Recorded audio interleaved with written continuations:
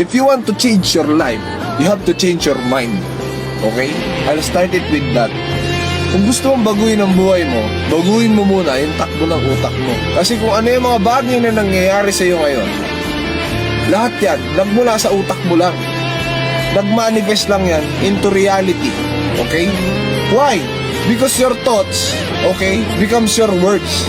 And your words becomes your action. And your action becomes your reality. Kung ano yung mga bagay na inisip mo, magmamanifest yan into real life. Some way, somehow. No?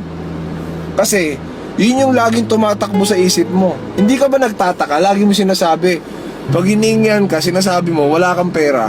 Kaya ang nangyayari, lagi ka talagang walang pera.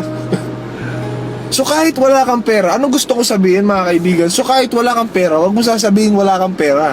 Kasi, ganun nag-work yung law of attraction.